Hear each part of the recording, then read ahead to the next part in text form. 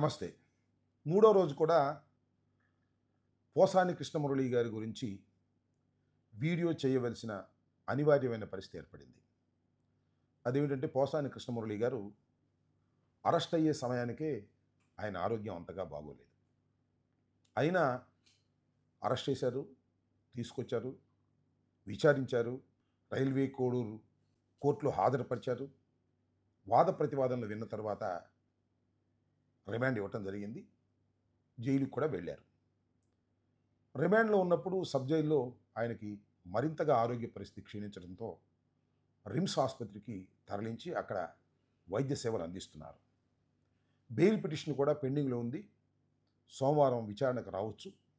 Magistrate కోర్టులోనే వాద ప్రతివాదనలు విన్న తర్వాత బెయిల్ రావడానికి అవకాశం ఉంది.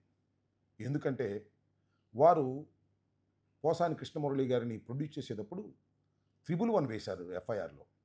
కానీ మ్యాజిస్ట్రేట్ గారు వాదనలు విన్న తర్వాత 111 అనే సెక్షన్ దీనికి వర్తించదని తిరస్కరించడం జరిగింది.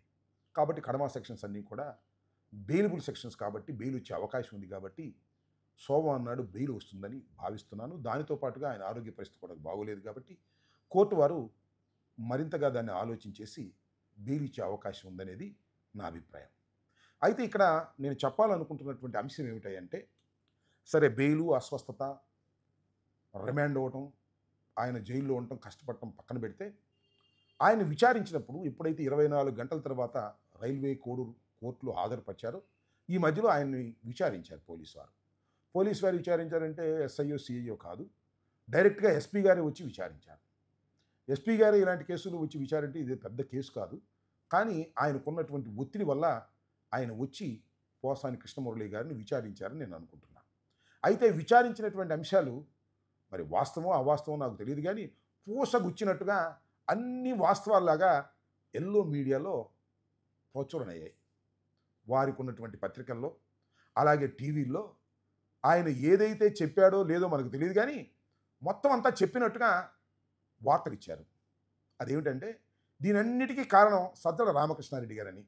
సజ్జల రామకృష్ణారెడ్డి గారు స్క్రిప్ట్ ఇస్తే నేను చదివానని, ఆ స్క్రిప్ట్ చదవటం వల్లనే ఇదంతా గందరగోళం ఏర్పడిందని, అది నా అభిప్రాయం కాదు అని పోసాని కృష్ణమురళి గారు పోలీసుల ముందు నేరాన్ని అంగీకరించాడు అనేటువంటి మాట చెప్పారు. దాంతోపాటు ఆయన చెప్పినటువంటి మాటల్ని సజ్జల రామకృష్ణారెడ్డి గారి కుమారుడైనటువంటి సజ్జల భార్గవ్ వాటిని వైరల్ చేశాడని, ఇట్లా వైరల్ చేయడం వల్ల కులాల మధ్యన తగాదాలు పెట్టేటటువంటి కార్యక్రమం చేసి ఒక అన్రెస్ట్ని క్రియేట్ చేసేటటువంటి పద్ధతిని మేమందరం కూడా కలిసి చేశాము. దీనిలో సజ్జల భార్గవ్ అండ్ సజ్జల రామకృష్ణారెడ్డి గారు కూడా పాత్రధారులు అని చెప్పినట్టుగా మరి వారికి ఉన్న పత్రికల్లో ఫ్రంట్ పేజీల్లో ఏ వార్తలు లేనట్టుగా ఇదే వార్తలు వేశారు. దీనికి కారణం ఏంటంటే ఈ కేసులో ఏదో ఒక విధంగా సజ్జల భార్గవ్ని, సజ్జల రామకృష్ణారెడ్డి గారిని కూడా ఇరికించాలనేది లోకేష్ గారి యొక్క కుట్ర. ఆ కుట్రలో భాగంగానే ఇవన్నీ జరుగుతున్నాయనేది నా అభిప్రాయం. నేను ఒకటి చెప్తానండి, పోలీసుల ముందు జరిగింది అనుకోండి, పోలీసుల ముందు జరిగితే అది పత్రికకి ఎలా వస్తుందనేది ఒక అంశం. తర్వాత నేరాంగీకారం చేశారు కాబట్టి ఆ రిపోర్టును తీసుకెళ్ళి పోలీసుల ముందు ఒప్పుకున్నది కోర్టులో వేశారు అంటున్నారు. కోర్టులో వేసింది కూడా అది పబ్లిక్ డాక్యుమెంట్ కాదు, ఇంకా ఇమీడియట్గా వచ్చేసింది. నిన్న జరిగింది, ఇవాళ మార్నింగ్ పేపర్లో వచ్చేసింది. అంటే ఒక కుట్రపూరితంగా అటు పోలీసు వారు అలాగే ఎల్లో మీడియా ఒక కుట్రపూరితంగా వ్యవహరించేటటువంటి పద్ధతుల్లో ఇవన్నీ కూడా జరుగుతున్నాయనే విషయం కొద్దిగా ఆలోచిస్తే ఎవరికైనా అర్థమవుతుందనే విషయాన్ని మనం ఇక్కడ గుర్తుపెట్టుకోవాలని నేను మనవి చేస్తున్నాను. ఏది ఏమైనా అది జరిగింది ఇప్పుడు 2017లో జరిగినటువంటి నేరం వారు చెప్పబడేది. అంటే ఆ రోజు నంది అవార్డ్స్ వస్తే ఆ నంది అవార్డ్స్ని పోసాని కృష్ణమురళి గారు తిరస్కరించాడని, తనకొచ్చినటువంటి అవార్డును కూడా తిరస్కరించి కులదూషణ చేశాడని, ముఖ్యంగా కమ్మవారిని ఉద్దేశపూర్వకంగా తిట్టాడని, ఆయన కూడా కమ్మే, అది వేరే అంశం, తిట్టాడని ఎప్పుడు ఇచ్చారు రిపోర్టు? మొన్న 24వ తారీఖున ఇచ్చినటువంటి రిపోర్టును రిజిస్టర్ చేసి ఆఫ్టర్ 7 ఇయర్స్ 8 ఇయర్స్ చేసి ఇవాళ ఆ కేసుని కట్టి ఇవాళ లోపల పెట్టేటటువంటి ప్రయత్నం చేస్తున్నారంటే దీన్ని ఒకసారి ఆలోచించాలి ప్రజలని కోరుకుంటున్నాను. అంతేకాదు సజ్జల భార్గవ్ అసలు 2017లో రాజకీయాల్లో లేడు, మా ఆఫీసులోనే పనిచేయట్లే, ఆయన ఎక్కడో ఇతర దేశాల్లోనూ చదువుకుంటున్నాడో ఏమో తెలియదు.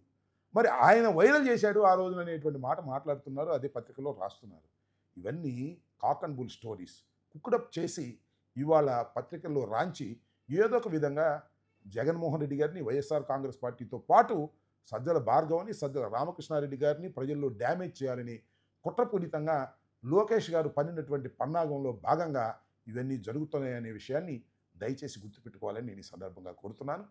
అలాగే పోసాని కృష్ణమురళి గారు ఆసుపత్రిలో చికిత్స పొందుతున్నారు కాబట్టి ఆయన ఆరోగ్యం త్వరితగతిన బాగుపడాలని, అదేవిధంగా మండే జరిగేటటువంటి ఆర్గ్యుమెంట్స్లో ఆయనకు బెయిల్ వచ్చి బయటకు రావాలని మనస్ఫూర్తిగా ఆశిస్తున్నాను, కోరుకుంటున్నాను. ధన్యవాదాలు.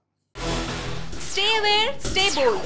Like, subscribe and follow at Ammati Rambabu Official for truth and clarity in today's politics.